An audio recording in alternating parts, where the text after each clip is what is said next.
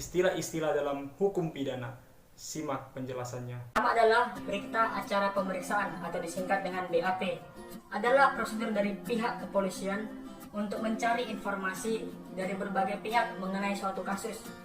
Nah, orang yang bisa di BAP adalah saksi, tersangka, dan juga saksi ahli.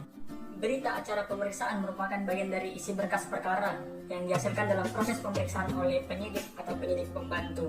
Pemeriksaan bisa dilakukan terhadap saksi, ahli, dan tersangka yang dituangkan dalam berita acara pemeriksaan yang ditandatangani oleh penyidik atau penyidik pembantu yang melakukan pemeriksaan dan orang yang diperiksa. Yang kedua adalah dakwaan. Dakwaan adalah proses tahapan pertama dalam persidangan kasus pidana. Dalam sidang dakwaan, jaksa penuntut umum akan membaca dan menyerahkan surat dakwaan. Surat dakwaan dibuat oleh penuntut umum setelah menerima berkas perkara dan hasil penyidikan yang lengkap dari penyidik.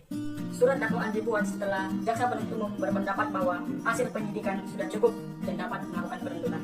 Jaksa penuntut umum dalam waktu secepatnya membuat surat dakwaan sesuai dengan pasal 140 junto pasal 139 Kitab Undang-Undang Hukum Acara Pidana atau disingkat dengan KUHP. Surat dakwaan tersebut kemudian dilimpahkan ke pengadilan bersamaan dengan perkaranya. Surat dakwaan ini kemudian dibacakan pada saat permulaan sidang atas permintaan dari hakim ketua sidang sesuai dengan pasal 155 ayat 2 Kitab Undang-Undang Hukum Acara Pidana atau KUHP. Yang ketiga adalah eksepsi. Eksepsi adalah salah satu proses atau tahapan peradilan di Indonesia.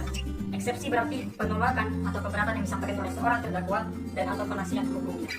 Eksepsi biasanya disertai dengan alasan-alasan bahwa apa yang didakwakan kepadanya tidak dibuat dengan cara yang benar atau tidak menyangkut hal benar atau tidaknya sebuah tindak pidana yang didakwakan.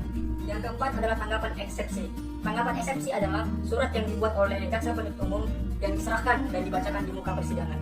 Yang dimana tanggapan eksepsi ini dibuat jaksa penuntut umum untuk menanggapi, menjawab, dan membantah eksepsi dari terdakwa dan atau penasihat hukumnya. Yang kelima adalah putusan sela. Putusan sela adalah putusan yang dibacakan oleh majelis hakim setelah dakwaan dan eksepsi dibacakan. Putusan sela biasanya dibacakan sebelum pemeriksaan lanjutan apabila kuasa hukum atau penasihat hukum terdakwa meminta hal-hal tertentu yang di luar pokok perkara dalam eksepsi. Yang keenam, surat tuntutan. Surat tuntutan adalah surat yang diajukan oleh jaksa penuntut umum setelah pemeriksaan di sidang pengadilan dinyatakan selesai. Surat tuntutan biasanya akan berisi tuntutan pidana. Yang ketujuh, pledoi. Pledoi juga dikenal istilah pembelaan. Pledoi dari terdakwa atau penasihat hukum biasanya akan diserahkan dan dibacakan setelah pembacaan surat tuntutan dari jaksa penuntut umum. Yang kedelapan, replik. Replik adalah jawaban jaksa penuntut umum terhadap pledoi atau pembelaan yang disampaikan oleh terdakwa dan atau penasihat hukumnya. Dalam menyusun replik, jaksa penuntut umum harus mampu mengantisipasi wujud dan arah serta materi pokok dari pembelaan si terdakwa dan atau penasihat hukumnya. Yang kesembilan adalah duplik. Duplik adalah tanggapan penasihat hukum terhadap replik dari jaksa penuntut umum di muka persidangan. Duplik umumnya akan membantah dan menangkis replik dari jaksa penuntut umum. Yang ke-10 adalah putusan. Putusan dalam sidang perkara pidana adalah kesimpulan terakhir dari majelis hakim, yang mana biasanya berisi bagian mana saja dari dakwaan jaksa penuntut umum yang dikabulkan dan juga pledoi atau pembelaan dari penasihat hukum dan terdakwa yang dikabulkan oleh hakim. Berikut ini ada beberapa jenis putusan final yang dijatuhkan oleh hakim atau pengadilan. Di antaranya, yang pertama, putusan bebas. Dalam hal ini berarti si terdakwa dinyatakan bebas dari tuntutan hukum.